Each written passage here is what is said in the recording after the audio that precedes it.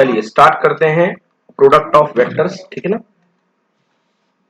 Start कीजिए product of vector. पहला पढ़ेंगे डिफाइन डॉट प्रोडक्ट।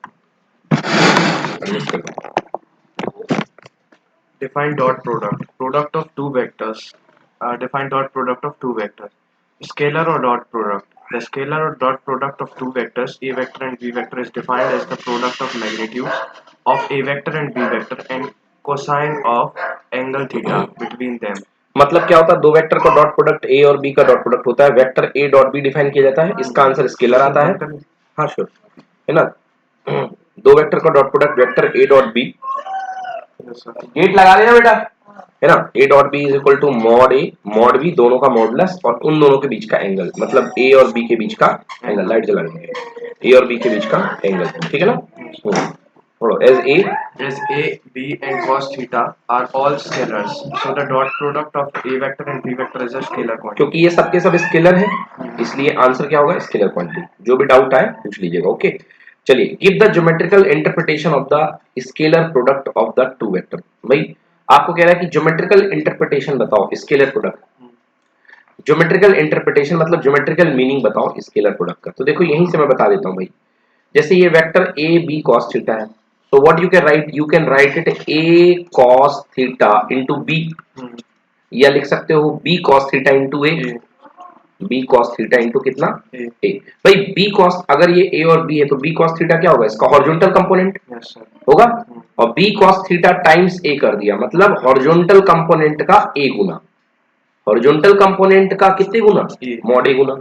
चलो पढ़ो अब। Give the geometrical interpretation of the scalar product of two vectors. Geometrical interpretation of scalar product is shown in figure. Suppose two vectors A vector and B vector are represented by OP vector and OQ vector, and angle POQ is equals to theta. A vector and B vector a vector dot b vector dot B vector equals to AB cos theta equals to AB cos theta. And AOR that is equal to a complete vector multiplied by OR। OR क्या है, इसका component है ना, vector b का component in the direction of a। so answer what is this is equal to a mod of a multiplied by magnitude of component of vector b in the direction of a। b का a की direction में जो component गिरेगा उसका a के साथ क्या कर दो, मल्टीप्लाई कर दो। पढ़ो 10। Thus the scalar product of two vectors is equal to the product of magnitude of one vector and the magnitude of component of other vector in the direction of first vector। Exactly भैया ये देता है आपका product of two vectors की ये definition हो गई, ये दिया करता है। This is geometrical interpretation, okay. मतलब सर पहले a cos थीटा को लिख लो, उसके बाद b को, हाँ मतलब a cos थीटा b, मतलब a का b की डायरेक्शन में कंपोनेंट। अपन जैसे इसने किया है कि a b cos थीटा कर दिया, हाँ। ऐसे हम b a cos थीटा कर देंगे तो वर्टिकल कंपोनेंट हो जाएगा। तो नहीं, वर्टिकल कंपोनेंट नहीं होगा, उसके ऊपर का कंपोनेंट होगा। अब जैसे तुम कह रहे हो कि b cos theta into a, तो दैट टाइम आप एक काम करो कि a को ऊपर ले लो, बोलो हाँ, और b को नीचे ले लो, ले लिया। अब a का कंपोनेंट यहां पर गिरेगा तो क्या होगा, a cos थीटा, तो भी तो हॉरिजॉन्टल ही बना ना। तो मतलब एक वेक्टर की डायरेक्शन में दूसरे वेक्टर का कंपोनेंट ब्रेक कर दो, है ना। वर्टिकल तो साइन होगा, वर्टिकल क्या होगा, साइन होता है ना वर्टिकल कंपोनेंट, बताया था ना मैंने। तो वेक्टर a का b की डायरेक्शन में क्या होगा, a cos थीटा, पर इसका b के साथ मल्टीप्लाई कर दो, समझ गए ना। अभी b ऊपर है तब आपका a ऊपर हो जाएगा। क्लियर हुआ कि नहीं हुआ, अभी हुआ क्लियर। अब आप एक में भी आप ये कह रहे होगे सर अगर वेक्टर b को ऊपर रखो और वेक्टर a को नीचे, सॉरी वेक्टर b ऊपर रहने दो सर वेक्टर a को यहां रहने दो, बोलो यस।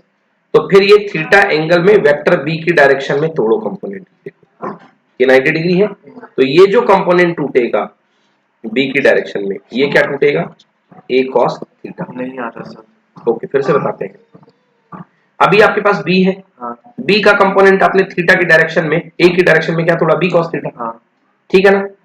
अब मान लीजिए अगर आप a का कंपोनेंट तोड़ोगे ऊपर की तरफ, तो ऊपर की तरफ a यहां रहेगा, जिस समय a यहां रहेगा, मान लो ये बना हुआ है a, this is a vector and this is what, b vector, बोलो यस। तो यार a का कंपोनेंट रिजॉल्व करोगे तो एक काम करो, राइट एंगल बना लिया, बना लिया, ठीक है ना। तो इस समय a का थीटा की डायरेक्शन में ये कंपोनेंट क्या टूटेगा, बस यही तो बोल रहा हूँ, a cos theta multiply by b। भाई कंपोनेंट तोड़ना है, चाहे आप नीचे तोड़ो चाहे ऊपर तोड़ो, सर आपने तो उस दिन ऐसे बताया था ना कि दो कंपोनेंट साइन थीटा और कॉस थीटा। तो मैं इसकी बात थोड़ा ना कर रहा हूं यार। ये ए साइन थीटा होगा, मैंने कब मना कर दिया? होगा ना ए साइन थीटा, लो क्यों नहीं होगा? तो ये कॉस कंपोनेंट है ना। आप देखिए आप क्या सोच रहे हैं, आप ये सोच के बैठे हुए हैं कि इसका मैं इसी की तरफ तोड़ सकता हूं। भैया नीचे वाले का ऊपर क्यों नहीं तोड़ सकते हो? बेशक तोड़ सकते हो यार, नहीं तोड़ सकते हो क्या? नीचे वाले कंपोनेंट को आप ऊपर भी तो ब्रेक कर सकते हो। चलो देखते हैं इसको थोड़ा सा।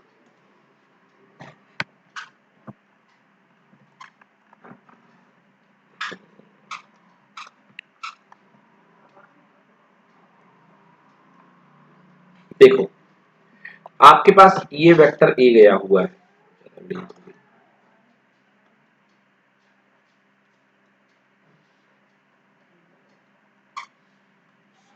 ये आपके पास गया हुआ है vector A. Okay, vector A का थीटा की डायरेक्शन में जो कंपोनेंट ब्रेक करते हो आप, वो क्या होता है? ए कॉस थीटा। बोलो यस। Yes sir. अब भैया एक काम करो, आप वेक्टर ए को यहाँ ले एक लो। मिनट, ये सर अपना साइन थीटा रहता है इधर पे अपन जो ये ब्रेक ये अपना जो कंपोनेंट आएगा ये कॉस कंपोनेंट आएगा, साइन कंपोनेंट आएगा, सॉरी। कंपोनेंट आएगा। हाँ हाँ साइन कंपोनेंट, तो ये बन जाएगा ए साइन साइन थीटा। थीटा। ठीक है, यस सर। ये जो दोनों कंपोनेंट कहलाते हैं ये रेक्टेंगुलर कंपोनेंट कहलाते हैं, क्योंकि इनके बीच का एंगल कितनी डिग्री है? 90 डिग्री। इनको बोलते हैं अपन रेक्टेंगुलर कंपोनेंट, क्योंकि इनके बीच का एंगल 90 डिग्री है। समझ में आया? Yes sir. अब मैं ये कह रहा हूं ये आपके पास कोई वेक्टर है, अब इसके रेक्टेंगुलर कंपोनेंट तोड़ोगे तो एक कंपोनेंट यहां टूटेगा और एक कंपोनेंट यहां टूटेगा। क्या ऐसे नहीं तोड़ सकते हो? देखो एंगल 90 डिग्री है। भाई आपको कंपोनेंट तोड़ना था इसके, तो इसके आपने कंपोनेंट तोड़ लिए, एक इधर एक इधर, ये रेक्टेंगल ही तो हुए। Yes sir. अब ये आपका ए है, बोलो यस। अब थीटा कहाँ मानना है? नीचे मानना है कि ऊपर मानना है? ये बताओ मुझे, कहाँ मानने की इच्छा हो रही है थीटा? बीच में यहाँ पे नीचे। ये मान लिया। हाँ। चलो अगर ये थीटा है तो थीटा की डायरेक्शन में जो कंपोनेंट जाएगा वो क्या होगा? और इधर जो परपेंडिकुलर जाएगा वो क्या होगा? समझ में आया कि नहीं आया? अभी आपके काम का केवल इतना है कि यदि आपके पास ये वेक्टर ए है तो वेक्टर ए का थीटा की डायरेक्शन में जो कंपोनेंट टूटेगा वो क्या होगा? ये इतना जो बनेगा आपके पास, ये ओ है, ये एम है सपोज, तो ये जो बनेगा ये हो जाएगा कितना? ओ ए कॉस थीटा। कितना हो जाएगा? ए कॉस थीटा। क्लियर है कि नहीं है? तो ये आपके पास बन जाएगा ए कॉस थीटा। डन। फिर अगर अपन नीचे दिमाग लगाएं तो ये साइन थीटा रहेगा और ये भी साइन थीटा रहेगा सर, अगर इसको थीटा मान रहे हैं तो। अगर आप इसको थीटा मान रहे हो तो हाँ, कैसे रहेगा? क्योंकि थीटा के पास थीटा से चिपका हुआ कंपोनेंट हमेशा कॉस होता है। ये थीटा से चिपका हुआ था कि नहीं था? हाँ सर। तो थीटा से चिपका हुआ हमेशा कॉस होता है, और दूर वाला कंपोनेंट हमेशा साइन होता है। ये देखो ये साइन बनेगा इसमें, क्योंकि ये साइन है इसलिए ये साइन है। बोलो हाँ। Yes sir. आया समझ में? हाँ। अब आप कह रहे हो कि सर यदि ये आपके पास ए वेक्टर है, बोलो हाँ। अगर आपने यहाँ पे ए वेक्टर है और आपने थीटा की डायरेक्शन में एक कंपोनेंट तोड़ दिया तो ये क्या टूटेगा? ए कॉस ही तो टूटेगा, और इसके परपेंडिकुलर ऐसा क्या टूटेगा? ए साइन थीटा। ठीक है ना? क्लियर हुआ? और इधर इधर से साइन टूटेगा। यहाँ से, हाँ हाँ सही कह रहे हो, यहाँ से। बना लो परपेंडिकुलर, बना लो पैरेललोग्राम, बिल्कुल सही कह रहे हो। तो ये ए साइन है तो ये भी क्या होगा? ए साइन, और ये है ए कॉस तो ये भी क्या है? ए कॉस। ऊपर वाला भी ए कॉस बनेगा। समझ में आया ना? हाँ। भाई जैसे आपका कहना है, जैसे इसमें ये है, ये तो बी कॉस थीटा हो गया, ये क्या हो गया? B cos theta. चलिए क्लियर हो गया। अब इंपॉर्टेंट है भाई, कुछ एग्जांपल्स हैं हमारे पास जिनका यूज हम डॉट प्रोडक्ट में करते हैं। पढ़िए। Give Give some example of physical quantities that may be expressed as the scalar product of two vectors. Physical example of scalar product of two vectors. Work done. It is defined on the scalar product of the force acting on the body and the displacement produced. Thus, work done equals to force into displacement. Important भाई, इससे dot product का question बन सकता है कि जो work done होता है वो फोर्स वेक्टर और डिस्प्लेसमेंट वेक्टर का डॉट प्रोडक्ट होता है। इसे क्वेश्चन आता है। चलिए अगला पढ़िए। Instantaneous power. It is defined as the scalar product of force and the instantaneous velocity of the body. Thus, P is equals to momentum is equals to force into momentum नहीं, power है ये। Power is equal to force dot velocity. Force dot velocity. Velocity मतलब force और velocity का जो dot product होता है वो पावर हुआ करती है। डन। फोर्स इनटू तो वेलोसिटी। इस पे न्यूमेरिकल आते हैं। इस पे न्यूमेरिकल आते हैं, डॉट प्रोडक्ट अभी करवाएंगे। चलिए next question number 24। Mention important properties of scalar product of vectors. properties of scalar product. The scalar product is commutative. यानी a dot b equal to b dot a, उल्टा सीधा एक समान, a डॉट b करो या b dot a करो, बात बराबर है. Second, The scalar product is distributed over addition. हाँ वही बचपन वाला rule, a dot b plus c दोनों a डॉट b कर दो और a डॉट c कर दो, डिस्ट्रीब्यूट हो गया, एडिशन के ऊपर क्या हो गया, डिस्ट्रीब्यूट हो गया. Next third, If a vector b vector are two vectors perpendicular to each other, then their scalar product is 0. दो वेक्टर अगर परपेंडिकुलर है एक दूसरे के तो cos थीटा कितने डिग्री होगा, 90 degree, 90 degree, 90 cos 90 degree, zero हो जाएगा, तो answer is zero. This is important. Next, If a vector b vector are two parallel vectors having same direction, then their scalar product has the maximum positive magnitude.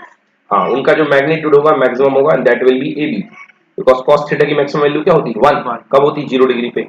So a dot b की value क्या आएगी A B. So a dot b की value आएगी, और यही a dot b की maximum value हुआ करती है. What is this, A B.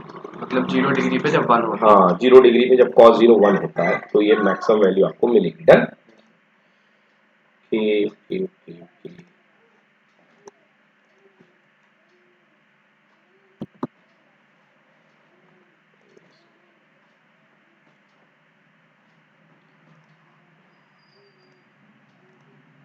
अब पढ़ते हैं dot product in the form of component.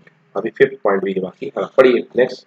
If a vector and b vector are two parallel vectors having opposite direction, then their scalar product has been maximum negative magnitude. हाँ maximum negative magnitude का होगा, क्योंकि दोनों vector अगर anti parallel हैं, एक ऐसा गया एक ऐसा गया, तो दोनों के बीच का एंगल कितने डिग्री, 180 डिग्री, और cos 180 डिग्री की वैल्यू होती है -1, तो ये आ जाएगा -80. Next question. The scalar product of vectors with itself is equal to the square of its magnitude. A vector is equals to A vector dot A vector equal to A cos 0, खुद के साथ angle कितना 0 degree, तो answer आएगा mod A equal to ए का square. बहुत important property है कि किसी वेक्टर का स्क्वायर उसके मैग्नीट्यूड के स्क्वायर के बराबर होता है. Next,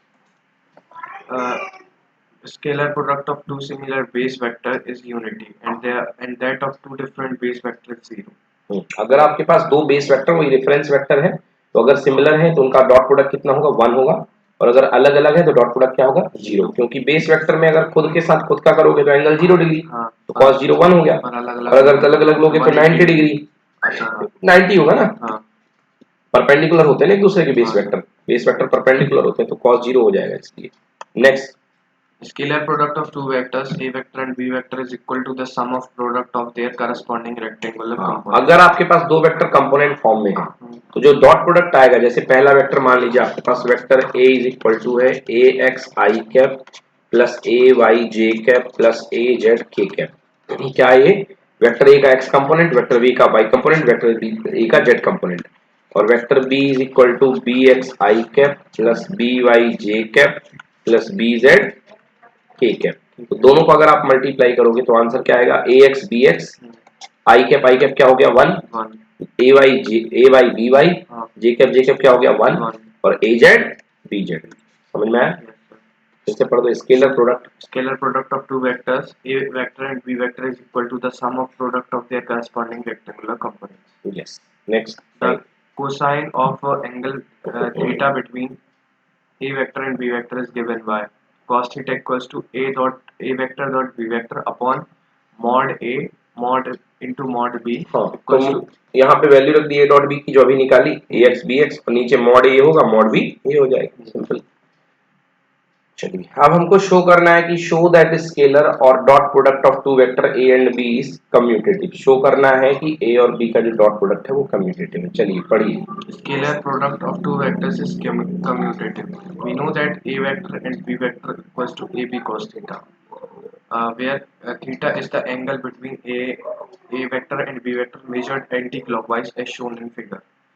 B vector dot a vector is equals to ba cos 360 minus. देखो भाई अब हमारे पास क्या है, a और b के बीच का angle, vector a dot b मतलब a और b के बीच का एंगल, तो a से लेके b के बीच का एंगल एंटी क्लॉकवाइज डायरेक्शन में जाओगे तो यही होगा. बोलो यस और नो. Yes sir. ये होगा. और b डॉट a मतलब b से a के बीच का एंगल, Clockwise. तो b से a एंटी क्लॉकवाइज ही लेंगे, क्लॉकवाइज नहीं ले सकते है ना. एंटी क्लॉकवाइज डायरेक्शन में b से a के बीच का एंगल ये वाला होगा कि नहीं होगा, ये रिफ्लेक्स एंगल हुआ कि नहीं हुआ. अगर ये थीटा है तो ये क्या होगा 360 माइनस थीटा, तो 360 माइनस थीटा रखिए, तो cos 360 माइनस थीटा क्या होता है बच्चों? cos theta. ये मैथ्स का कंसेप्ट है, नोट कर लो कॉपी में कि cos of 360 minus theta is equal to होता है cos थीटा। आपको तो याद ही करना पड़ेगा ना, cos 360 minus theta is equal to cos theta.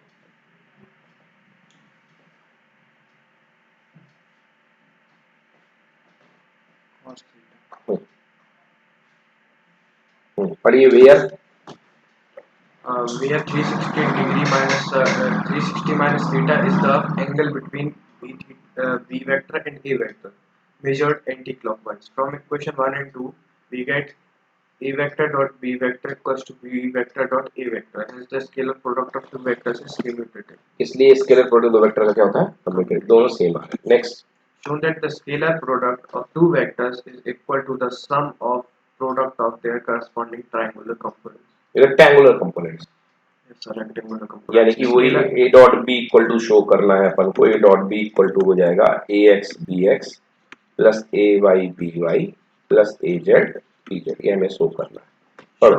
Show that the scalar product of two vectors is equal to the sum of product of their corresponding rectangular components. Scalar product in the terms of rectangular components, we can express A vector and B vector in terms of their rectangular components as A, AX, I cap, AY, J cap और AZ, K cap. Plus A Z के cap, ये vector ए को represent कर दिया, vector B को ऐसे represent कर दिया B x I cap plus B Y J cap plus B Z के कैप। अब दोनों को अपन मल्टीप्लाई कर रहे हैं ना, दोनों को अपन मल्टीप्लाई करेंगे, देखते हैं।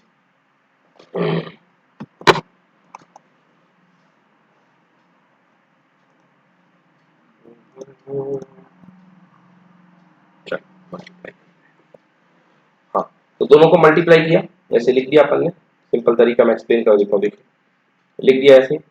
अब ए एक्स आई कैप का पूरे के साथ मल्टीप्लाई होगा, ऐसे ए वाई जे कैप का होगा और ए जेड के कैप का होगा। आई कैप प्लस 1 हो जाएगा, बाकी सारे जीरो। ऐसे B cap B X B Y 1 हो जाएगा। तो लास्ट में क्या बचेगा? A X B X A Y B Y A Z. देख लीजिए इसको अच्छे से, कोई प्रॉब्लम हो बताइए।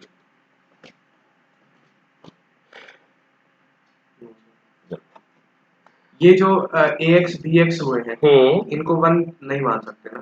नहीं, इनको क्यों मानोगे? ये तो कंपोनेंट है ना, ये तो कंपोनेंट है। यूनिट वेक्टर का प्रोडक्ट 1 हुआ, I cap dot I cap 1 होता है ना।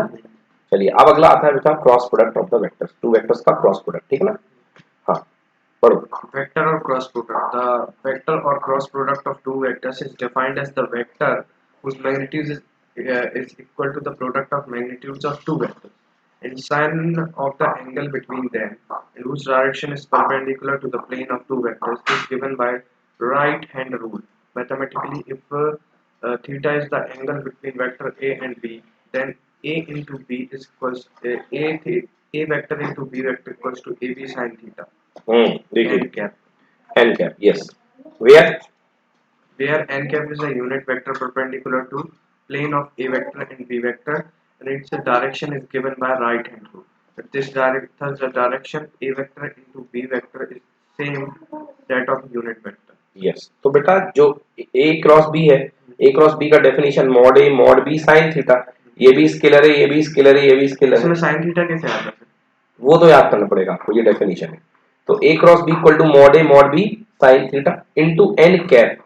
तो ये ए क्रॉस बी की जो डायरेक्शन जाएगी वो किसकी तरफ जाएगी? एन कैप की तरफ, या एन, ये इसको डायरेक्शन देने के लिए अपन ने यूज किया गया है यूनिट वेक्टर एन कैप को। तो अब एन कैप की डायरेक्शन कैसे निकाली जाती है देख लीजिए। मान लीजिए ये वेक्टर ए है और ये वेक्टर बी है। ए क्रॉस बी का मतलब आप वेक्टर ए को वेक्टर बी की तरफ घुमा रहे हैं, ठीक है ना। तो आपने ये एंगल ले लिया, आपने एंगल ले लिया ए और बी के बीच का। अब अगर आप ए और बी की तरफ एक स्क्रू को घुमाएं ए से लेके बी की तरफ, तो देखिए स्क्रू में घुमा करके राइट हैंड रूल से अगर आप स्क्रू में ए को बी की तरफ घुमाएंगे, अपने दाहिने हाथ को फैला के उंगलियों को मोड़िए, तो देखिए अंगूठा कहाँ जा रहा है आपका? ऊपर की तरफ। तो मतलब जो अगर आपके पास ये वेक्टर ए है और ऐसा वेक्टर बी है, और अगर आप घुमाएंगे इसको, तो जो आपका वेक्टर बनेगा वो ऊपर की तरफ मूव होगा। जो इसको आपका रिजल्टेंट वेक्टर कहेंगे। ये ए क्रॉस बी कहलाएगा, क्रॉस कहलाएगा। रिजल्टेंट मत कहिए, क्योंकि रिजल्टेंट का फीलिंग होता है सम, अपन ऐड नहीं कर रहे हैं, अपन मल्टीप्लाई कर रहे हैं। तो ये ए क्रॉस बी जाएगा, मतलब ए क्रॉस बी वेक्टर की जो डायरेक्शन बनेगी ये होगी। समझ गया ना। तो हमें इसकी डायरेक्शन निकालनी पड़ेगी। तो डायरेक्शन वेक्टर के लिए कौन सा वेक्टर यूज करते हैं अपन? N cap. क्या यूज करते हैं? N cap. N cap. तो ये ए क्रॉस बी इस डायरेक्शन में जाएगा। राइट हैंड थंब रूल से भी आप निकाल सकते हो। ए बी की तरफ घूम रहा है ना, ए किसकी तरफ घूम रहा है, बी की तरफ, तो ए क्रॉस बी ऊपर की तरफ जाएगा। क्लियर हुआ? और इसका उल्टा नहीं कर सकते? बिल्कुल करिए, बी को ए की तरफ घुमाइए, तो अगर आप बी को ए की तरफ घुमाइए तो देखिए नीचे जा रहा है एन, तो बी क्रॉस ए नीचे बनेगा, मतलब ए क्रॉस बी फॉरवर्ड और बी क्रॉस ए बैकवर्ड। तो स्क्रू को खोलोगे तो स्क्रू कहाँ नीचे मूव होगा कि नहीं होगा, और इसको को टाइट करोगे, ए को बी की तरफ करोगे तो टाइट ही तो होगा। देखो टाइट हो रहा है, पेन को घुमाते ना अपन, Yes, sir. तो पेन में कहाँ जाता है, ऊपर पेन जाता है, इस तरीके से। तो ये है right hand rules for the vector product, ठीक है ना। चलिए अब इसके लिए दो रूल यूज करते हैं, right hand screw rule, thumb rule. वही स्क्रू को ले लो, ए को बी की तरफ घुमाओ, समझ गए ना, ए को बी की तरफ घुमाइए। कोई आप नल लेते हैं तो यही तो करते हैं, ए को बी की तरफ घुमाते हैं, तो नल की टोटी कहाँ जाती है, ऊपर। अपने पास कोई नल होता है,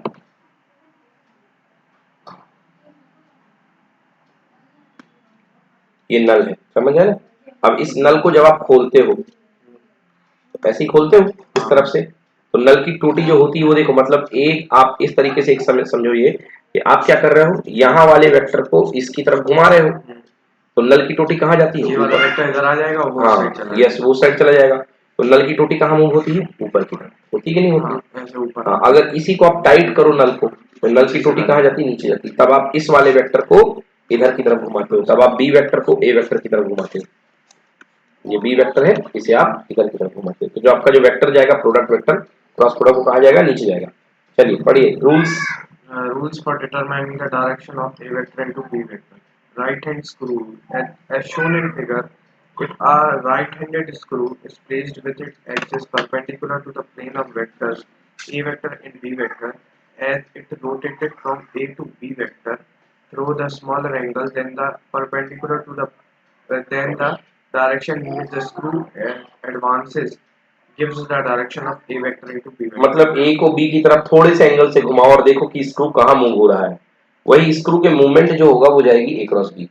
स्क्रू के मूवमेंट की डायरेक्शन को क्या बोलेंगे, ए क्रॉस बी की direction. Next, Right hand thumb rule. As shown in figure, curl the fingers of right hand in such a way that they point in the direction of rotation from vector A to B. Throw the smaller angle than the stretched thumb point in the direction of A into B vector. ठीक ना, अपने right hand की fingers को ऐसा curl कीजिए कि उनकी direction जो है ए से लेके बी की तरफ घूमे, तो अंगूठा जिस तरफ मूव होगा वो आपका क्या होगा, ए क्रॉस बी की डायरेक्शन। डन।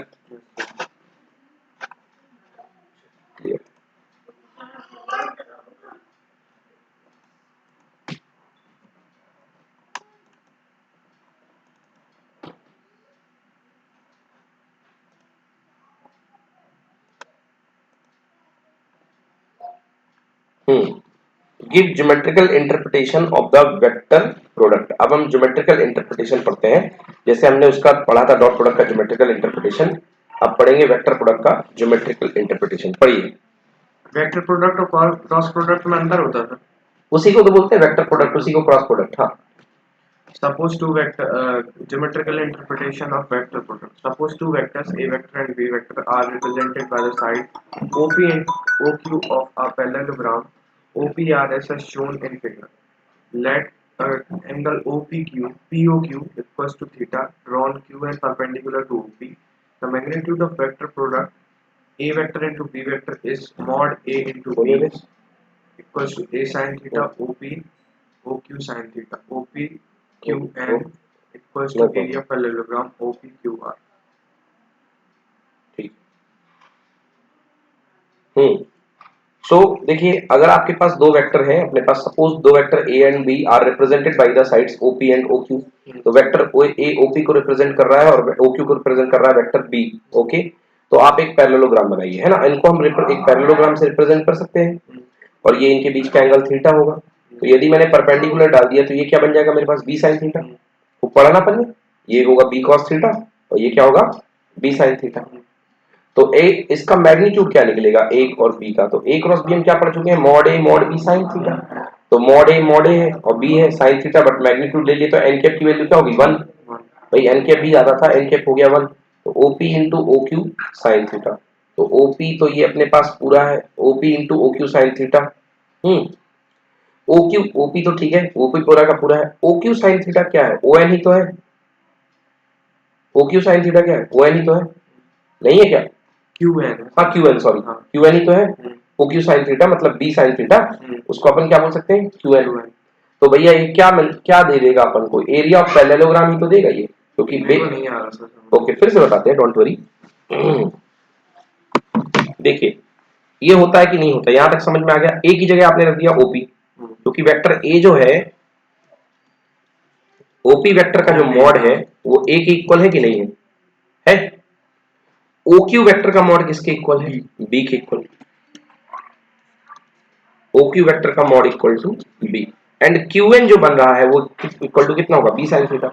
अब ये क्यों होगा? क्यों नहीं होगा? ये बी है, इसका मॉड बी है, बी के दो कंपोनेंट रहेंगे, बी कॉस थीटा और बी साइन थीटा। अच्छा हाँ ठीक है, तो बी साइन थीटा ही तो हुआ, तो Q N equal to B sine theta. तो अपन ने देखो ओपी की जगह क्या रख दिया अपन ने? ओपी, ठीक है, ये ओपी बैठा हुआ है, ये दोनों कॉस थीटा रहेंगे। कौन से? अकॉर्डिंग फिर आप कंफ्यूज हुए, पिछली ये बार वेक्टर आपने बी है। बताया। अरे हाँ, हाँ। आप तोड़ कैसा, किसका कंपोनेंट अच्छा, कहाँ ऐसे रहे हो? नीचे बी को तोड़े, नीचे ठीक तोड़ है, रहे हो ना, ठीक है सर। तो ये वाला कंपोनेंट होगा मॉड बी कॉस थीटा या बी कॉस थीटा। यस और नो? क्लियर हो गया? Yes sir. चलिए तो अब इसको देखिए, तो ये क्या अपने पास, ये ए है और ये क्या है? B sine theta. ए क्या है? ये बेस वेक्टर की लंबाई, ए बेस वेक्टर की लंबाई है इसकी, ये जो नीचे जा रहा है, और ये बी साइन थीटा क्या है? इसके ऊपर परपेंडिकुलर। तो बेस इनटू परपेंडिकुलर किसका फार्मूला होता था? एरिया ऑफ पैरेललोग्राम होता था। तो यही तो एरिया ऑफ पैरेललोग्राम देगा, ओ पी क्यू आर का एरिया देगा। समझ में आया? मतलब मैग्नीट्यूड ऑफ क्रॉस प्रोडक्ट जो होता है वो क्या प्रोवाइड करता है आपको? Area of the parallelogram. पढ़ो 10। Thus, the magnitude of vector product of two vectors is equal to the area of parallelogram found by two vectors as its adjacent sides. Moreover, a vector into b vector equals to 2 into half OPQN equals to 2 into area of triangle POQ. मतलब ये जो होगा area होगा that is equal to, इसको आप कैसे लिख सकते हो आप भाई? ओपी इंटू क्यू एन था, इसमें 2 का मल्टीप्लाई 2 का डिवाइड, मतलब कि हाँ नहीं, सम ऑफ पैरेलल साइड नहीं लिखा बेटा इसको। इसको ओपी इंटू क्यू एन को अपन यदि 2 का मल्टीप्लाई कर दे ऊपर और 2 का नीचे करने कोई फर्क पड़ेगा क्या? नहीं पड़ेगा। अब देखो, तो इसको ओपी इंटू क्यू एन को लिख दिया 2 1/2 ओपी इंटू क्यू एन, बोलो यस। अब इसको इतना पार्ट देखो, ये क्या बन रहा है? इतना पार्ट क्या बन रहा है? बेस हाफ, बेस ओपी है और हाइट क्या? क्यू एन, ट्राइंगल का एरिया। मतलब कि दो ट्राइंगल का एरिया मिलाकर के एक पैरेललोग्राम बनेगा। और वैसे भी देख लो ना, अगर आप इसको ज्वाइन कर देते हो यहाँ से ज्वाइन कर दो या ऐसे ज्वाइन कर लो, तो दो ट्राइंगल, एक नीचे वाला ट्राइंगल और एक ऊपर वाला ट्राइंगल, दोनों को मिलाकर के क्या बनेगा? पैरेललोग्राम बनेगा कि नहीं बनेगा? तो रिजल्टेंट वाला इधर नहीं आएगा क्योंकि प्रोडक्ट है ना। रिजल्टेंट वाला इधर रिजल्टेंट वाला फॉर्मूला नहीं लगेगा ना। नहीं, प्रोडक्ट कर रहे हैं ना अपन प्रोडक्ट की डेफिनेशन डिफाइन कर रहे हैं, ठीक ना? पढ़ो 10। Thus the magnitude of vector product of two vectors is equal to the twice the area of triangle found by the two vectors as its adjacent sides. ठीक है ना? तो जो मैग्नीट्यूड ऑफ वेक्टर प्रोडक्ट होगा वो equal to twice the area of the triangle होगा form by the two vectors as adjacent sides. Next पढ़ो 29 question. Give some examples. Clear बोलो बेटा, इसको हटाओ, इसमें क्लियर आ हर बार आएगा। पढ़ो। Give some examples of physical quantities which can be expressed as the vector product of two vectors. अभी देखा आपने, हमने डॉट प्रोडक्ट में हमने बताया था कि वर्क इज इक्वल टू होता है फोर्स डॉट डिस्प्लेसमेंट, बताया था, और पावर इज इक्वल टू होता है फोर्स मल्टीप्लाइड बाय वेलोसिटी। अब कुछ क्वांटिटी बोल रहे हैं जो क्रॉस प्रोडक्ट से आती है ना? जैसे सबसे पहला है टॉर्क। पढ़िए torque. The torque acting on a particle is equal to the vector product of its position vector r vector and force vector f. Thus pi. Thus torque equal to r cross f। जैसे torque का मतलब क्या होता है? मान लो बेटा आपके पास ये कोई पोल गड़ा हुआ है, क्या है ये? पोल है ना, खंबा। इससे आपने धागे से यहाँ पे एक पार्टिकल ले रखा है, यहाँ पे आपने कुछ पार्टिकल है हवा में, समझ गए ना? m मास का पार्टिकल, क्लियर है? आप इस पे फोर्स लगा रहे हो, आप इस पे क्या लगा रहे हो? फोर्स पीछे की तरफ। तो ये क्या करेगा? घूमना शुरू कर देगा। घूमना मतलब ऐसे ऐसे वाइब्रेशन करेगा? नहीं बेटा, ऐसे घूमेगा ना, आप इसको धक्का मार रहे हो आगे की तरफ। जैसे मान लो कोई गाय है, तो वो गाय के गले में पट्टी बंधी हुई है और ये गाय खड़ी हुई है, आप पीछे से कहते हो फोर्स लगाएंगे, हाँ उस साइड फोर्स लग रहा है, उस साइड लग रहा है फोर्स, तो ये घूमना शुरू कर देगा। तो ये जो पार्टिकल की उसके सेंटर से दूरी है उसका पोजीशन वेक्टर कहलाता है बेटा आर, बोलो यस। जो फोर्स आप लगा रहे हो क्या कहलाता है? एफ। तो जो रोटेशन जनरेट होगा बेटा उसको टॉर्क बोलते हैं। तो torque is equals to R cross F. समझ में आया कि नहीं है? टॉर्क मतलब रोटेशन। हाँ, पूछे टॉर्क क्या है तो हम बोल देंगे rotational effect of a force. समझ गए ना? हाँ, और समझाने के लिए यही बोलेंगे। ठीक है ना। किसी तो भी चीज टॉर्क जनरेट हो रहा है मतलब एक रोटेशनल फोर्स का रोटेशनल इफेक्ट हो रहा है। फोर्स के दो इफेक्ट होते हैं, फोर्स के क्या होते हैं, दो effect। दो इफेक्ट होते हैं, एक होता है स्लाइडिंग इफेक्ट, एक होता है रोटेशनल। जैसे ये मोबाइल रखा हुआ है, अगर मैं इस पार्टिकल को अगर मैं ऐसे धक्का दूंगा तो ये खिसकेगा, हाँ ये स्लाइडिंग इफेक्ट। हाँ बट यदि मैंने इसका एक एक्सिस डिफाइन किया, समझ गए ना, और इसके अबाउट मैंने इसको घुमा इस तरफ से फोर्स लगाया तो रोटेट करेगा, तो यहाँ पे क्या जनरेट हो रहा है, टॉर्क। टॉर्क। और पहले मैं फोर्स से घसीट रहा तो क्या जनरेट हो रहा था, वर्क। तो अगर आपके पास कोई ब्लॉक है तो अगर आप इसको फोर्स लगा के स्लाइड करोगे तो आपको वर्क मिलेगा, क्या मिलेगा, वर्क। वर्क। बट यदि ये ब्लॉक लगा हुआ है, आप इस ब्लॉक के कोने पर पकड़ के घुमाओगे इसको, ऐसे इधर धक्का मारोगे, इसको इधर धक्का मारोगे, तो ये एक एक्सेस के अबाउट घूमने लगेगा, तो आपको वर्क नहीं मिलेगा, तब आपको क्या मिलेगा, टॉर्क मिलेगा। समझ में आया, क्लियर हुआ, समझ में आ गया। तो ये होता है फोर्स का स्लाइडिंग इफेक्ट और ये होता है फोर्स का रोटेटिंग रोटेटिंग इफेक्ट।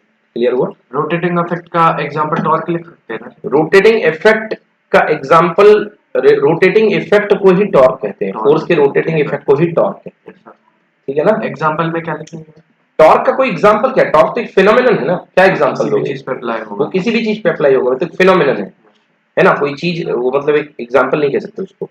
चलो नेक्स्ट पढ़ो, angular momentum. Angular momentum L vector. The angular momentum of a particle is equal to the cross product of its position vector and linear momentum. Thus, हाँ L is yes, equals to R into P. Very important, ये formula भी बहुत काम का है। Angular momentum is equal to होता है R cross linear momentum. Linear momentum क्या होता है, एमवी, क्या होता है, एमवी। तो यदि इसको और सजा के लिखना चाहो तो वेक्टर आर क्रॉस एमवी, तो एमवी वेक्टर, समझ गया ना, एमवी वेक्टर।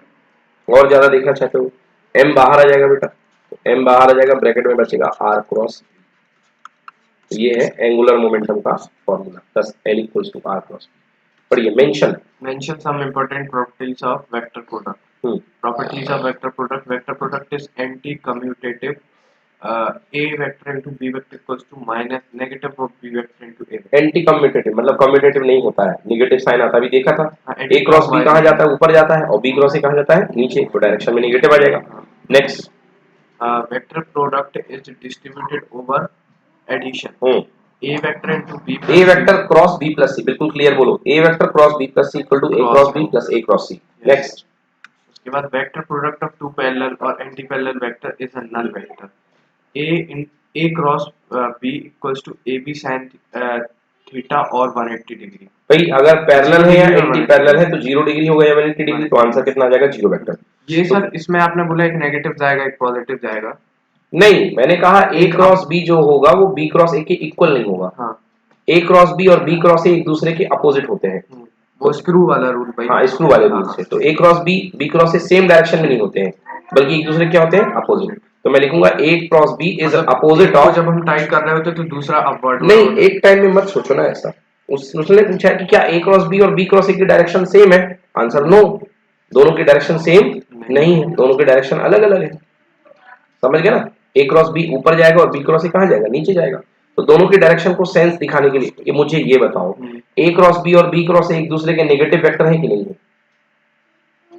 तो जैसे आपने अभी बताया था कि उससे स्क्रू रूल से, चलो देखो, कि ऐसे ए क्रॉस बी आप घुमाए थे, जब ए को बी की तरफ घुमाए थे तो ए क्रॉस बी ऊपर गया था कि नहीं गया, हाँ, और जब बी को ए की तरफ घुमाओगे तो बी क्रॉस ए कहाँ जाएगा, डाउनवर्ड जाएगा कि नहीं जाएगा। हाँ, ये बी क्रॉस ए बना कि नहीं बना, बोलो हाँ सर, बना कि नहीं बना। ये ए क्रॉस बी है, बी क्रॉस ए है, दोनों में रिलेशन क्या है, सेम है कि अपोजिट है, अपोजिट। बस वही तो लिखा हुआ कि A cross B is negative of B cross A, मतलब A cross B B cross A का क्या है, नेगेटिव है, जस्ट अपोजिट है। Done. Next, vector product is distributed over addition. हाँ डिस्ट्रीब्यूटेड ओवर एडिशन, ये तो पढ़ लिया। हाँ ये वाला पढ़ो, third point. Vector product of two parallel और anti parallel vector is a null vector. A into A cross B, A cross B equals to AB sin 0 degree और 180 degree and cap equals to 0 vector। हाँ तो 0 degree angle होगा 180, तो sin 0 sin 180 कितना होता है, 0 होता है, सब आंसर 0 आ जाएगा। Next, Vector product of a vector with itself is null vector। बिल्कुल सही। नेक्स्ट, इसमें sin 0 की वैल्यू रख देंगे। हाँ sin 0 0 हो जाएगा। Next, the magnitude of vector product of two mutually perpendicular vectors is equal to the product of their magnitudes. A vector into B, mod of A vector cross B vector equals to AB sin 90 degree equals to अगर दो vector perpendicular हैं तो a cross B का जो magnitude आएगा वो उनके खुद के मैग्नीट्यूड के इक्वल होगा, क्योंकि परपेंडिकुलर तो साइन 90 हो गया और एन कैप आया होगा तो एन कैप का मॉड क्या हो गया 1, तो केवल क्या बचा A B. Done. n cap unit वो है ना सर, यूनिट वेक्टर इसलिए तो उसका मॉड 1 हो गया। ठीक है,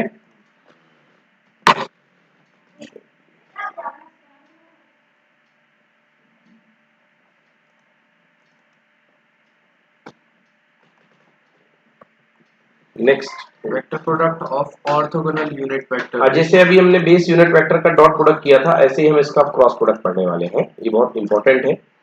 चलिए, vector product of orthogonal unit vector पढ़िए। Cycling. The magnitude of each the vector I cap, j cap, and k cap is 1, and the angle between any of two vector, any of two of them is 90 degree. I cap into j cap equals to 1 into 1 sin 90 degree, and cap equals to n cap. हाँ, मतलब आई और जे cap अलग अलग vector हैं, तो उनका जो product आएगा वो उनके परपेंडिकुलर यूनिट वेक्टर आएगा। तो जैसे मान लो ये अपने पास एक्स एक्सिस है, तो ये आई कैप इसका यूनिट वेक्टर, ये अपने पास दूसरा वेक्टर है, इसको जे कैप मान लो। तो अगर आप आई के जे की तरफ घुमाओगे तो वेक्टर कहाँ जाएगा, ऊपर की तरफ। तो इसका जो एन कैप आएगा रिजल्ट वो क्या आएगा, के कैप आएगा कि नहीं आएगा, क्योंकि ऊपर परपेंडिकुलर यूनिट वेक्टर क्या होता है, के कैप। तो आंसर क्या हुआ, I cap cross J cap equal to क्या, के कैप। और इसका उल्टा कर दोगे तो J cap cross I cap equal to क्या आएगा, माइनस के कैप। ये पढ़ा ना, निगेटिव आता है, डाउनवर्ड जाएगा। पढ़ो, as n As n cap is a unit vector perpendicular to the plane of I cap and j cap, so it is just the third vector k cap. I cap into j cap equals to k cap. I cap into j cap equals to k cap. J into k cap equals to I cap. K into I cap equals to j cap. J into I cap equals to minus j cap. And k into j cap equals to minus I cap. And I into k cap is equals to minus j cap. बस याद रखो, देखो anti clockwise sense में याद रखो, anti clockwise sense में ऐसे याद रखेंगे, अगर आई को आप जे की तरफ घुमाओगे, आई जे की तरफ जाएगा तो आंसर क्या मिलेगा, के कैप। जे के की तरफ घूमेगा तो आंसर क्या मिलेगा, आई कैप। और के आई की तरफ घूमेगा तो आंसर क्या मिलेगा, जे कैप। बट उल्टा अगर क्लॉकवाइज चलोगे, क्लॉकवाइज चलोगे तो जे को अगर आई की तरफ घुमाओगे तो क्या मिलेगा, माइनस के, उल्टा चलेगा। समझ गए ना। और सेम वेक्टर का क्रॉस प्रोडक्ट क्या होगा, जीरो। क्लियर, सेम वेक्टर का क्रॉस प्रोडक्ट क्या होगा, जीरो। डन, बन जाएगा। चलिए, अगला वेक्टर है the product of two vectors. कल आपने सर उसमें वीडियो में वो दिया था ना कि टी कॉफी और वो वाला एक फॉर्मूला दिया था कि क्वाड्रेंट रहता है। हाँ, वो क्वाड्रेंट का और ऐड शुगर टू कॉफी। हाँ, हाँ, तो वो cos थीटा के लिए साइन थीटा ट्रिग्नोमेट्री में लगता है। तो इस फर्स्ट क्वाड्रेंट में 0 डिग्री से लेकर 90 डिग्री नहीं, वो अलग है, ये अलग है। इसमें all positive add sugar to coffee, वो इसमें साइन पॉजिटिव 90 से लेके 180 में, 180 से लेके 270 में 10 पॉजिटिव, और 270 से लेके 360 में cos पॉजिटिव, है ना। ये ऑल का घर, ये साइन का घर, ये 10 का घर, ये cos का घर। ठीक है ना। चलिए next. the vector product of two vector can be expressed in the term of their rectangular component। हाँ, अब ये डिटरमिनेंट में आपको निकालना बाद में सिखाऊंगा जब क्वेश्चन आएगा कि दो वेक्टर का क्रॉस प्रोडक्ट कैसे निकालते हैं। डॉट प्रोडक्ट कैसे निकालते थे, ax bx ay by az bz, but cross product निकालने के लिए डिटरमिनेंट मेथड सॉल्व करना पड़ता है। क्रॉस में करते हैं ना, ये वो 10th क्लास में आपने एक पढ़ा होगा, क्रॉस मल्टीप्लिकेशन मेथड, उसी तरीके से सॉल्व होता है। पहले हाँ, b1 c2 b2 c1, पहले क्या करेंगे, आई कैप को छोड़ दो तो आई कैप बाहर बैठ जाएगा, फिर आई कैप को इससे छोड़ दो, इसको छोड़ दो, a y bz b y az minus B Y A J. चलिए न्यूमेरिकल आन दीजिए, तब मैं क्लियर करूंगा, अभी कोई मतलब नहीं इसको करने का। तो ए क्रॉस बी बस इतना जान लो कैसे सॉल्व होता है, आई cap J cap K cap, ये वाले एक्स के कंपोनेंट, सॉरी ए वेक्टर के कंपोनेंट, और ये बी वेक्टर के कंपोनेंट, ऐसा लिख के ये बॉक्स लगा देना। इस बॉक्स को बोलते हैं determinant. Next question, sine of angle between two vectors is given by A vector into B vector. Mod A vector is equals to mod B vectors into mod B vector sin theta. Mod of A cross B vector equal to mod vector है, mod vector की sin theta, तो sin theta is equal to आ जाएगा ये दो vector के बीच का angle, इस फॉर्मूले से आप निकाल सकते हैं। Next, the unit vector perpendicular to the plane of two vectors is given by a vector into b vector equals to ab sin theta n cap and a into b भाई ये देखो, a cross B, A vector cross B vector equal to ab sin theta n cap, और अभी अभी हमने पढ़ा ए B sine theta क्या होता है, ए बी साइन थीटा होता है mod of A cross B. हाँ तो इसकी जगह ये बैठा लो, अब इक्वल टू आ जाएगा एन कैप, एन कैप को रोक लो तो ये कहां चला जाएगा, इसके अपॉन में। तो आंसर आ गया एन कैप इक्वल टू कितना हो गया, अगर एन एन की वैल्यू तो फाइंड करनी है, एन कैप की value N cap, perpendicular unit vector हाँ हाँ equal to given vector upon उसका मॉड। ये एन कैप यानी परपेंडिकुलर यूनिट वेक्टर निकालने का तरीका ये होता है। ये कह रहा कि ए क्रॉस बी का जो है ये ए था ये बी था, तो ये जो यूनिट वेक्टर निकलेगा, ये जो वेक्टर निकलेगा इसका perpendicular unit vector N cap क्या होगा। हाँ तो वही तो ये क्या जा रहा है, इस डायरेक्शन में कौन जा रहा है, ए क्रॉस बी तो जा रहा है ए ना, क्रॉस तो इसी का तो यूनिट वेक्टर चाहिए। तो यूनिट वेक्टर की डेफिनेशन मैंने क्या पढ़ाई थी, गिवन वेक्टर अपॉन उसका मॉड। तो गिवन वेक्टर क्या है, ए क्रॉस बी, और उसका मॉड क्या है, mod of A cross B. Yes की no. Yes sir. Next 31 question. So that the cross product of two vectors is not commutative but anti-commutative. Hmm Cross product is anti-commutative as shown in figure. Consider two vectors A vector and B vector such that a small angle between them is theta. Now A into B is equals to AB sin theta n cap and B cross A equals to A sin minus theta n cap and minus AB sin theta n cap. देखिए एक में आप ए को B की तरफ घुमा रहे थे, ये ए था और ये बी था, तो एंगल कितना ट्रेवल हो रहा था, थीटा। थीटा और जब आप बी को ए की तरफ घुमाओगे तो कितना एंगल ट्रेवल होगा, माइनस थीटा। समझ गए ना। हाँ। तो इसमें आंसर क्या आएगा, नेगेटिव आएगा। क्लियर होगा, clearly Clearly both A vector A into cross B A cross B and B cross A have equal magnitudes AB sin theta but they have opposite directions. मगर उनकी डायरेक्शन क्या होगी, opposite. ठीक है।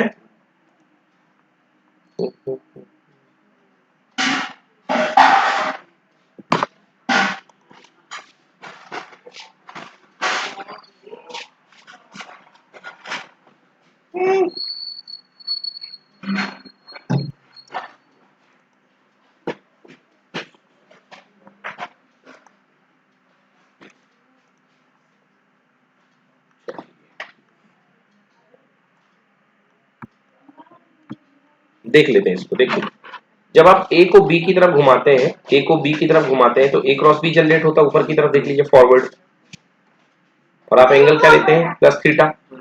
और जब आप इसी बी को ए की तरफ घुमाते हैं तो आप बी से लेके ए का एंगल क्या मूव करते हैं, माइनस थीटा।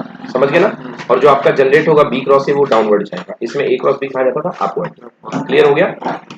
चलिए 10 Thus A into B a cross b is not equal to b cross a B cross A and A cross B is negative of b cross a. Hence cross product of two vectors is not commutative, instead it is anti-commutative. ये commutative नहीं होता है, rather than ये Anti-commutative मतलब एक negative sign दे देगा, एक negative एक पॉजिटिव। हाँ सही।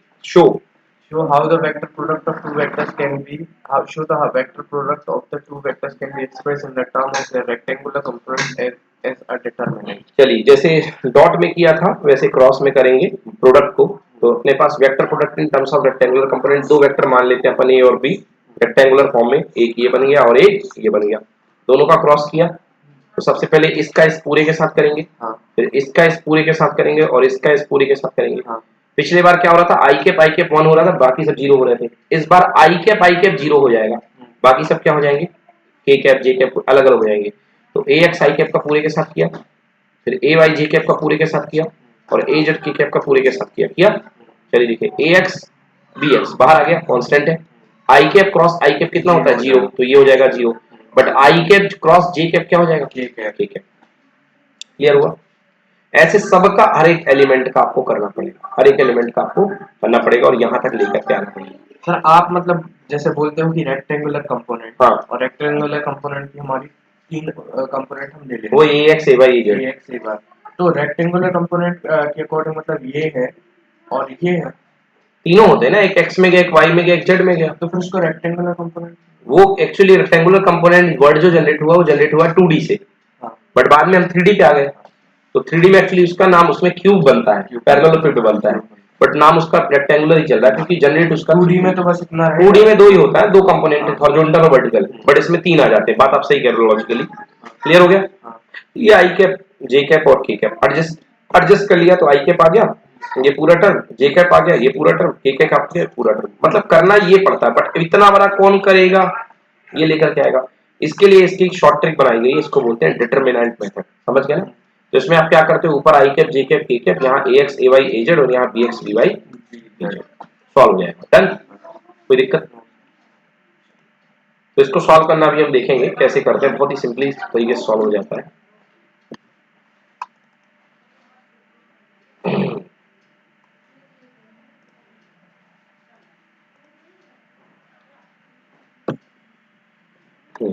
चलिए नेक्स्ट क्वेश्चन है, पढ़ो भाई। Show the position vector of for a particle in two-dimension motion. Write an two expression dimension motion, वही जो आप रेक्टेंगुलर कंपोनेंट बोल रहे थे उनकी position, write an expression for the position vector in terms of rectangular components. पढ़िए। expression of position vector shows the position vector OP vector of a particle located at P x y with respect to the origin O. Then OP vector is equals to OA plus OB vector. हाँ, तो अगर इसकी position x, y है तो यहाँ पर कितना चलेगा, एक्स आई कैप हाँ वेक्टर फॉर्म में, हाँ और यहाँ पर वाई जे कैप, तो ट्रायंगल लॉ से बन जाएगा अपने पास x I cap plus Y J cap. पढ़ो this This equation express position vector R vector in terms of its rectangular component x and y. तो ये जो होती है पोजीशन दे रही है एक्स और वाई की टर्म्स में, ठीक है ना, क्लियर। इधर ही z आ जाता तो x I cap plus Y J cap plus Z के कैप, वो 3D में आ जाता, बस simple. Next, so graphically show graphically the displacement vector for a motion in two dimensions. Write an expression for displacement vector in terms of its rectangular components. Expression for displacement vector: suppose a particle moves in the xy plane along the curved path shown in figure. The particle is at point P x y at the time t and at P dash x dash and y dash at time t dash. पहले particle यहाँ पर था और फिर particle यहाँ पर पहुंच गया, ये पोजीशन टी पे था, ये टी डैश पे था, तो चेंज इन टाइम आएगा टी डैश माइनस टी, जिसको बोलते हैं अपन delta T equal to T dash minus कितना टी। अब इसकी पोजीशन पहले थी पी और फिर यहाँ थी क्या पी डैश, समझ गए ना। तो कितना वाई में कितना चेंज आया, डेल्टा वाई, और एक्स में कितना चेंज आया, डेल्टा एक्स, ठीक है ना। चलिए पी के कोऑर्डिनेट क्या मान लो बेटा, पी के कोऑर्डिनेट मान लो आप एक्स कॉमा वाई, मान क्या लो गिवन है ना, और पी डैश के कोऑर्डिनेट क्या है, X dash Y dash. Clear हो गया। तो दो पोजीशन वेक्टर बन गए, एक बन गया वेक्टर आर और एक बन गया वेक्टर आर डैश, और यहां से यहां ज्वाइन कर दिया तो क्या बन गया, डेल्टा आर। ओके, तो अपने पास ट्रायंगल लॉ से delta R equal to R dash minus R, final minus initial, पढ़ा था ना अपन ने, वही triangle law, vector R plus delta R vector, ये वेक्टर प्लस ये वेक्टर इक्वल टू अपोजिट वाला क्या, आर डैश। तो डेल्टा आर इक्वल टू हो जाएगा R dash vector minus R vector, ठीक है ना। आर डैश की वैल्यू पुट कर दी, आर की वैल्यू पुट कर दी, सॉल्व कर दिया, माइनस करके आंसर आ गया delta X I cap plus delta Y J cap. समझ में आ गया। तो चेंज इन एक्स है और चेंज इन वाई है, क्या ये, this the direction of delta R is from P to P dash. Done, कोई दिक्कत। हाँ, अब इसी में अपन एवरेज वेलोसिटी पर रखते हैं, ये क्या है बेटा, displacement, net displacement upon net time कर देंगे, तो क्या आ जाएगा, एवरेज वेलोसिटी। पढ़ो, right Write an expression for an average velocity in the terms of its rectangular component. Hence, write an expression for instantaneous velocity. Find the direction of instantaneous velocity. Average velocity refer to the figure और उसके बाद 4.28, हाँ यही figure को देखते हुए average velocity equal to net displacement upon time. पढ़ो, the average velocity of an object is the ratio of displacement and the corresponding time interval. So v velocity equals to delta r vector upon delta t. तो delta आ रहा है अपने पास, delta X आई के plus delta Y जे के, बेटा इसको बांट दो डेल्टा टी में, इसको बांट दिया, इसको बांट दिया, तो ये पहला कंपोनेंट क्या बन गया बेटा, V X delta X upon delta T, मतलब velocity, average velocity along X और एवरेज वेलोसिटी अलोंग वाई, समझ गए ना। तो वी एवरेज, एवरेज के ऊपर बेटा बार लगाते हैं, क्या लगाते हैं, बार। तो V average equals to V X I cap plus V Y J cap, ठीक है ना।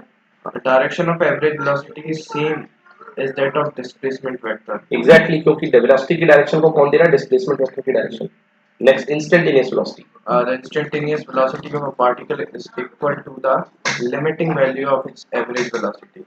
When the time interval approaches zero, it is given by ये मैं करवा चुका हूँ आपको, डेल्टा आर डेल्टा टी और delta T tends to zero, तो ये बन जाएगा delta R by D instant D R by D T, मैंने करवाया था D S by D T. तो टाइम इंटरवल को जीरो कर दो तो ये बन जाएगा। डन, समझ में आ गया, एनी प्रॉब्लम। वेलोसिटी, तो इंस्टेंटेनियस वेलोसिटी भी हो गई, बस उसको टाइम को 0 कर दो। उसको ड्राइव करने बोलेंगे तो डिफरेंशिएशन लगा देंगे। डिराइव नहीं, क्वेश्चन आएगा, ये तो डिराइव तो खुद हुआ है, डिराइव तो जीरो कर यही दिया था, मतलब वही बस डिराइव तो हो गया, डिराइव तो कर दिया अपन ने, है ना। Right an expression,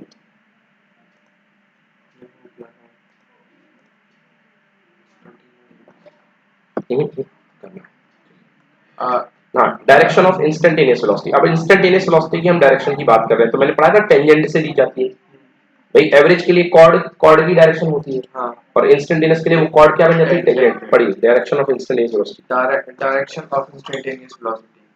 The in figure. A to D, the thick line curve represent the path of an object. The object is at point P at the time t. P1, P2, and P3 are its position after time intervals. Delta T1, delta T2, and delta 3. Delta T3 where delta 1 When delta t1 is greater than delta t2 is greater than delta t3, the direction of average velocity v bar are shown parallel. देखिए average velocity तीनों बार जो है v बार जो है, ये average velocity u थी, ये average velocity ये गई थी, मतलब अब टाइम तक तीनों एवरेज वेलोसिटी दी गई है ना। कहां से कहां तक के टाइम की, p से लेके p1 तक की, p से लेके p2 तक की, p से लेके p3 तक की, है ना। ये जो है पैरेलल आ रही है।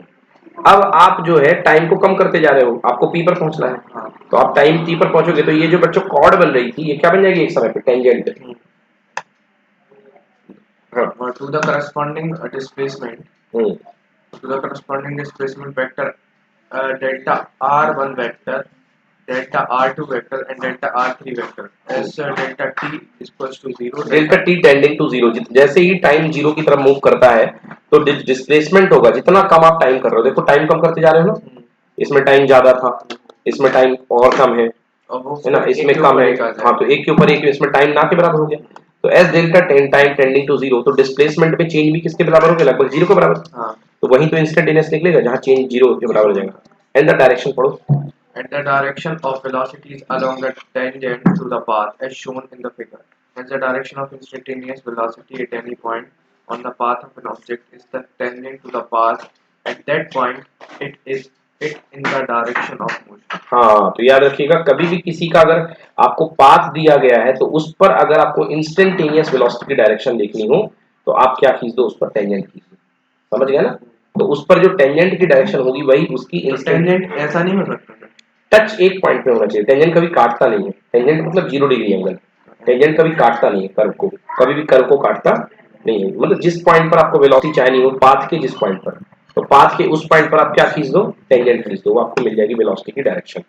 ओके, जैसे ये है सर एक पूरा कर्व और इधर से ऐसा खींचा तो उसका डायरेक्शन ये रहेगा, यस, उस पॉइंट पर, ठीक है ना। चलिए साइड क्यों नहीं हो सकता है? देखिए अगर आपका मोशन का फ्लो यूं जा रहा है, आपका रास्ता ये था, आप यहां से यहां जा रहे थे, तो आपकी टेंजेंट इस पॉइंट पर ऐसी बनेगी, और अगर आप पीछे आ रहे थे तो आपकी बैक साइड बनेगी, ठीक है ना। जैसे आपने देखा होगा कि कोई चक्का घूमता है, तो चक्का घूमता है, कीचड़ लगा हुआ है, तो अगर चक्का जो है इस तरफ घूम रहा है तो कीचड़ इधर उछलेगा, और अगर चक्का ऐसे घूम रहा है तो कीचड़ फिर यहाँ की तरफ उछलेगा, समझ गए ना। तो जिस तरफ फ्लो मोशन रहेगा उस तरफ टेंजेंट खींचेगी। नेक्स्ट पढ़िए 36, obtain an expression for the instantaneous velocity in the terms of its rectangular components. How will you find its magnitude and direction? Velocity in terms of rectangular components and instantaneous velocity is given by v bar is equals to v vector equal to dr by dt, rate of change of displacement, v vector equals to dr by dt मैं पढ़ देता हूँ, v vector equal to v dr by dt that is equals to rate of change of displacement with respect to time। अब इसको लिख सकते हैं क्या, limit delta T tends to 0, delta R upon delta T, delta R को लिख दिया अपन ने delta X I cap, delta Y J cap, delta T को बांट दिया, तो डेल्टा टी टेंड्स टू 0, इसमें भी चला गया, इसमें भी चला गया, ये क्या बन जाएगा बेटा, D X upon D T I cap और D Y upon D T, J cap है, जेड कैप नहीं है, दिस इज जे कैप, ये है J cap. D X upon D T क्या बनेगा बच्चों, वेलोसिटी का X component, V X I cap और वी वाई जे कैप, तो ये बन गया अपने पास average velocity, instantaneous velocity vector बच्चों, V X I cap plus V Y J cap. अब इसका मैग्नीट्यूड निकालना है तो under root V X square plus V Y square, clear. Yes, तो ये हमारे पास इस पॉइंट पर वेलोसिटी आ गई, इस पॉइंट पर वेलोसिटी का मैग्नीट्यूड आ गया, तो इस पॉइंट पर जब अपन ने टेंजेंट खींची थी, ये जो टेंजेंट ऐसी गई थी, समझ गया ना, ये जो टेंजेंट ऐसी गई थी तो इसके दो कंपोनेंट टूटे, एक वेलोसिटी का आई कंपोनेंट, ये बन गया था वी एक्स आई कंपोनेंट, और एक बन गया था वेलोसिटी का Y component J V Y J, और वी वाई जे कैप, और एक बना था एक्स कंपोनेंट तो वी एक्स आई कैप, ठीक है ना। तो जो रिजल्टेंट आएगा वो इस डायरेक्शन में गया, ओके।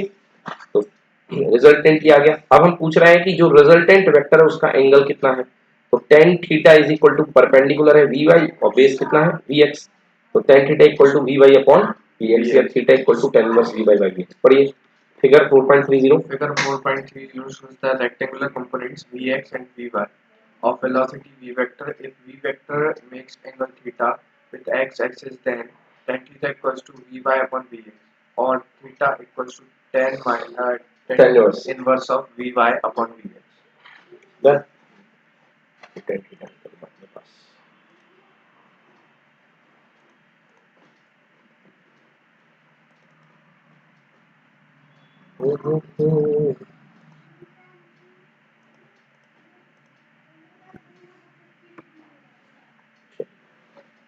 पढ़िए next, right. Write an expression of an average acceleration in the terms of its rectangular component. Hence, write an expression for instantaneous acceleration. Find the direction of instantaneous acceleration. Average acceleration. The average acceleration of an object is the ratio of change in velocity and the corresponding time interval. If the velocity of an object changes from vector v to v dash, v dash to v to v dash, v to v dash, initial velocity v है, final v dash है in time delta t, then the average acceleration is given by a bar is equals to v dash minus vector v dash minus v upon delta t, delta v vector upon delta t is हाँ तो delta V आ गया change in velocity, हाँ। Change in velocity को मैं लिख सकता हूँ डेल्टा बाहर करके velocity V X I cap plus V Y J cap, break कर दोगे डेल्टा को तो delta V X I cap और delta V Y J cap upon T, है ना। इसको डिवाइड कर दिया तो क्या बन गया ये अपने पास average acceleration A X I cap, और ये बन गया एवरेज एक्सेलरेशन का Y component A Y J cap. तो the direction of the average acceleration is same as the change of velocity, क्योंकि एवरेज एक्सेलरेशन किससे बना है, change of velocity upon change in time. तो चेंज इन वेलोसिटी की direction, instantaneous velocity का ही direction इसका नहीं नहीं बिल्कुल नहीं, ये एवरेज है ना, एवरेज में क्या इंस्टेंटेनियस आ गया, अभी टाइम को जीरो के इक्वल करेंगे हाँ। तब आएगा इंस्टेंटेनियस। तो मतलब जो एवरेज एक्सेलरेशन की जो डायरेक्शन होगी वो चेंज इन वेलोसिटी की डायरेक्शन में मिलेगी। Next instantaneous, the instantaneous acceleration of body is equal to the limiting value of average acceleration when the time interval approaches zero. It is given by a limiting to t delta t zero, so delta v vector upon delta t is equals to dv vector upon dt. Yes ये acceleration जो बनेगा आपका instantaneous हो बन जाएगा। अब इसकी direction कैसे दोगे, टेंजेंट खींच करके पढ़ो, direction of the instantaneous acceleration. Direction of instantaneous acceleration a to d. The thick line curve represents the path of object motion. The object is at point P at time t. P1, P2 and P3 are the position after time intervals delta t1, delta t2 and delta t3, where delta t1 greater than delta t2 and greater than delta 3, t3. The velocity vector at the point p1, p2 and p3 are shown in figures. In each case, the change in velocity delta v vector is obtained by using triangle law of vector addition. Again, in each case, the direction of average acceleration is shown parallel to the delta v vector. चलिए देखिए बढ़िया कर रहे, नई चीजें समझा रहेगा। देखिए शुरुआत में एक पॉइंट पी था, दो पॉइंट के बीच में एक्स वाई का ग्राफ है, मतलब पोजीशन ग्राफ है। पी पर पॉइंट ऐसे जा रहा था तो इस पॉइंट पर इंस्टेंटेनियस वेलोसिटी ये है v, और इस पॉइंट पर कितनी है v डैश है, ठीक है ना। फिर और पास में आ गए तो इस पॉइंट पर फाइनल वेलोसिटी v डैश और इनिशियल वेलोसिटी v, और पास में आ गए तो यहाँ पे आ गया v डैश और यहाँ पे आ गई v, और पास में आ गए तो देखिए यहाँ पे आ गया v डैश, मतलब ये पास में आते रहे। एक्सेलरेशन की डायरेक्शन, अब एक्सेलरेशन की डायरेक्शन क्या होती है, चेंज इन एक्सेलरेशन जो होता है, एवरेज एक्सेलरेशन जो होता है वो चेंज इन वेलोसिटी की तरफ चलता है। अब देखना मैच करना, ये इधर जा रहा है v डैश v वेक्टर, ये मैंने इधर बनाया, बोलो हाँ। और ये कैसा जा रहा है, इधर जा रहा है, बोलो यस, ऊपर की तरफ जा रहा है ना, जा रहा है ना। Yes, sir. तो इसको शिफ्ट करके पैरेलल इसके लेके आओ और फिर थोड़ा सा खसका दो, मतलब पैरेलल शिफ्ट किया। तो पैरेलल शिफ्ट करने में ये क्या बन गया, ऐसा बन गया कि नहीं बन गया, ये चीज यहाँ पे बना कि नहीं बना, नहीं बना। बना ये v है, ये v डैश है, चेंज इन वेलोसिटी क्या बैक साइड जाएगी, इधर की तरफ डेल्टा v गई ना बैक साइड। तो चेंज इन वेलोसिटी क्या होता है, एक्सेलेरेशन की डायरेक्शन। तो ये एक्सेलेरेशन को रेफर करेगा, मतलब एक्सेलेरेशन की डायरेक्शन देखो इस तरफ जा रही है, ये लिखा हुआ है, ये जा रही है, जो भी है एकदम पे और नेगेटिव तो नहीं है, जो भी है ऐसी कोई डायरेक्शन है, ठीक है ना। दूसरे केस में देखो अपन और नीचे आ गए, और नीचे आ गए, ये मतलब थोड़ा सा और उठ गया, देखो पहले हल्का सा लेटा हुआ सा था, तो वी डैश थोड़ा सा सही था, इस झुक गया, थोड़ा सा झुक गया, देखो ये इधर आ गया।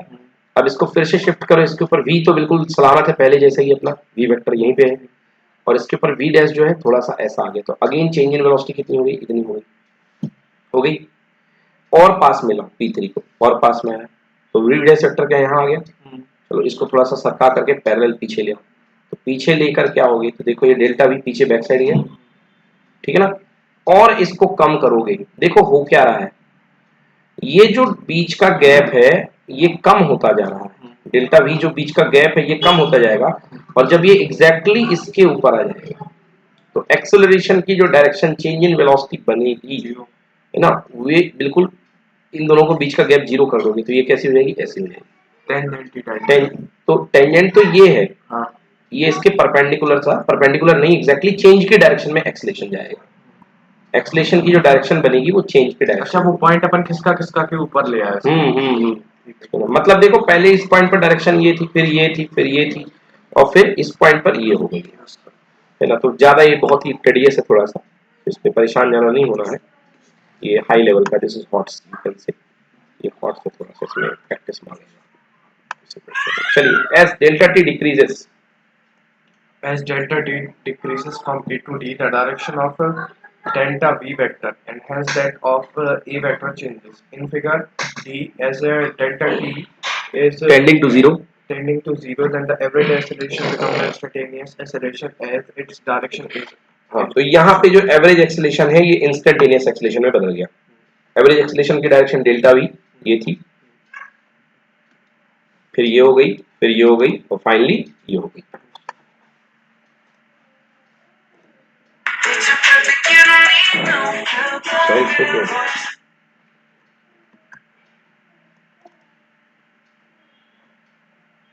ये हैरिसन कॉल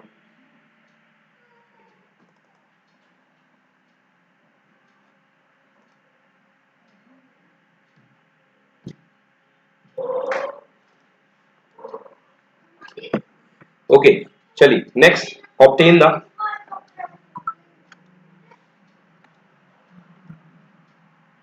पढ़ो भाई, obtain obtain an expression for instantaneous acceleration in terms of its rectangular component. Acceleration in terms of rectangular component, the instantaneous acceleration is given by delta a vector a is equals to dv vector upon dt, limiting to t to 0. Delta v vector upon delta t is equals to limiting to 0. So v delta vx I cap plus vy j cap upon delta t.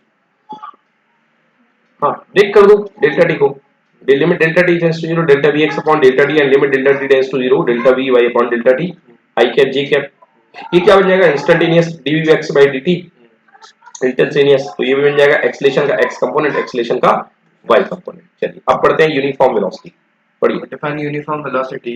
Show that the two-dimensional uniform velocity motion is equivalent to the one-dimensional uniform velocity motions along two coordinate axes.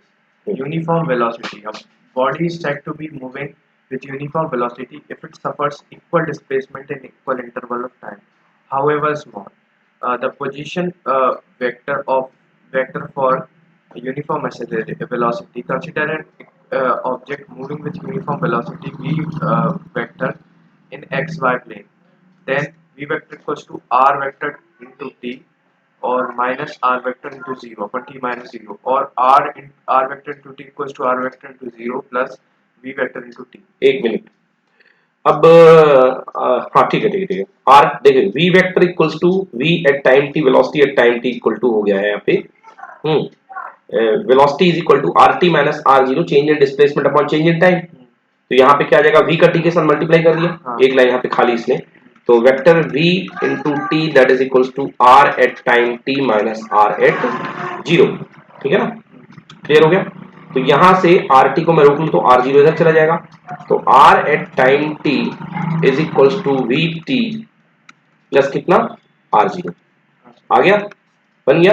Sir एक graph मैंने देखा था कि वो ऐसा था बस, मतलब ऐसे, हम्म, तो ये क्या होगा, रेस्ट होगा टोटली, एक ग्राफ था, मतलब ये एक्सेस कौन था, ये कौन सा डिस्प्लेसमेंट? हाँ नहीं, मतलब जैसे ये नहीं, है, रेस्ट नहीं है, ये रेस्ट नहीं है, क्योंकि रेस्ट के लिए ऐसा होना पड़ेगा।